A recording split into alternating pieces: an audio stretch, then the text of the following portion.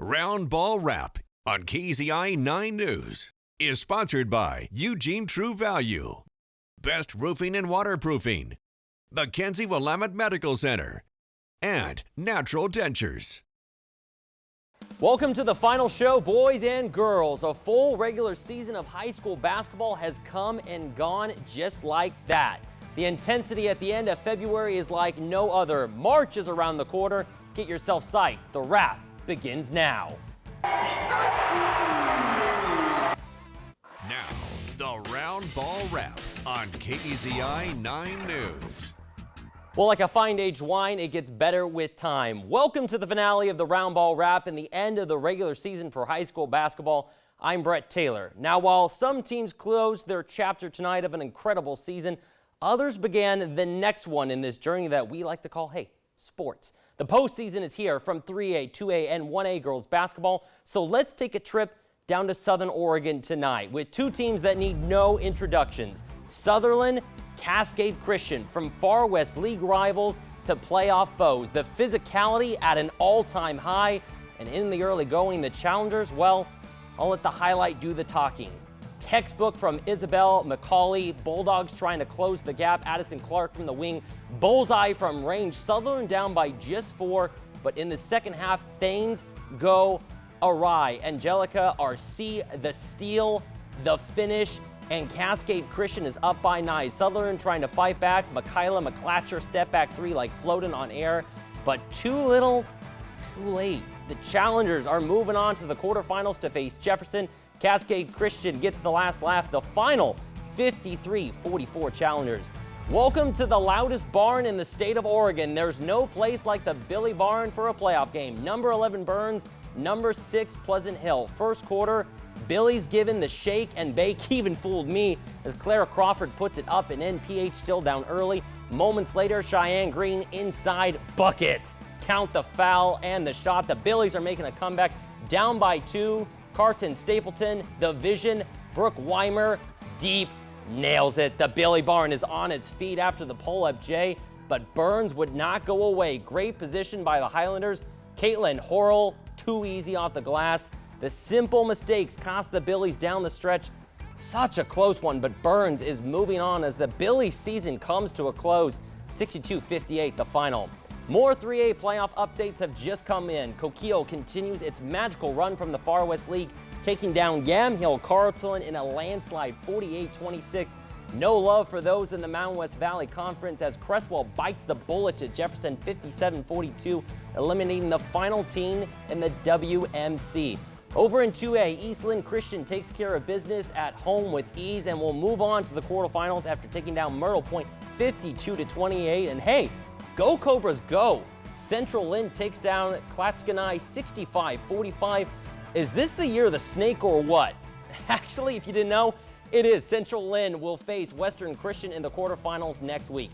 Let's take a trip back in time to Wednesday. Scio versus Warrenton. The Loggers' first return to the postseason in 44 years. The moment for senior Carson Avery, not too big. Stone cold after the J, but the Warriors not giving in. Talon McGorty dishing to Ryan Palmer. Nice adjustment to squeeze it in.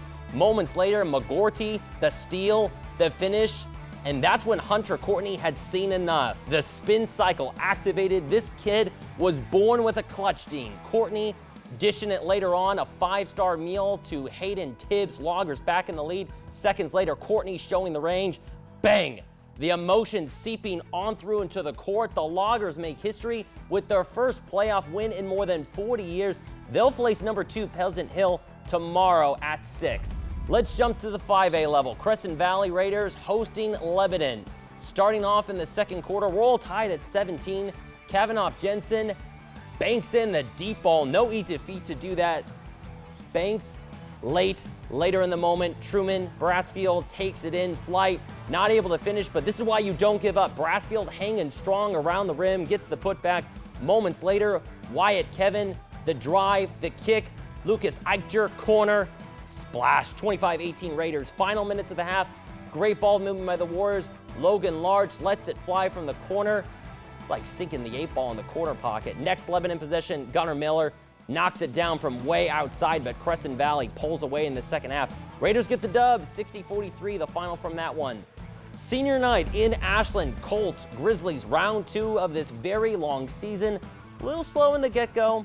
No, maybe not until Bridget Nault said, I'd like to change that. Finds the open space and easy money with the bank. Moments later, Claire Keek-Haver, anything you can do, I can do better. The heave. Oh my goodness. What a bucket by the Grizzlies to end the quarter. Second half now. Sailor McDonald, the steal, the speed. Nobody's catching her. Ashland making this a game, but not if Addie Nelson has anything to say about it. Wide open in space. Ashland recovers. Too little, too late. Moments later, good ball movement. Guess who? Nelson. Let it fly. No doubts for her. 16 for the night. Thurston takes the series, the final 47-38 from that one. Up next, the boys. Ashland trying to keep hold of third place in the Midwestern standings. Early get-go in this game. And right now, we've got actually some technical difficulties. I do apologize about that. Right there, that's LaBounty getting the bucket to fall.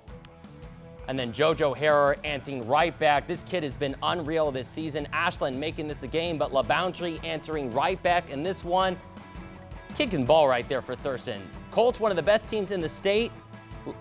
Harrer trying to answer back. The pull-up three is good, but a little bit too little, too late as well for the Grizzlies, as we live in the land of the Thurston Colts right now this season. Thurston undefeated in league play. They take the Midwestern by storm. The final from this game, 74-62, the final. South Albany versus Corvallis. Boys game going on right now. South Albany trying to right now keep pace in the Midwestern League. Again, we do apologize. We are having some teleprompter issues at the current moment. Redhawks trying to answer. Corvallis trying to come back. Diving inside. Tough shot. Bucket is good for number 24. Spartans trying to make this a game. Off the steal, the Euro step. Bang, boom, count it, gotta have it. But South Albany recovering nicely. The pull-up Dre from range. Too easy for the Redhawks. South Albany takes this one, the final 60-44. Other scores across the state of Oregon as well for 5A. West Albany, the boys answering back nicely after having a forfeit earlier this week on Tuesday to Woodburn. They take the dub over Central and continue to lead atop of the standings. And then some more scores for the girls. Crescent Valley keeping pace when it comes to the 5A standings in the Mid-Willamette Conference. 57-44 against Lebanon. But who do they trail right now? West Albany hanging strong right now in third place. The score for that one, 61-49, the final.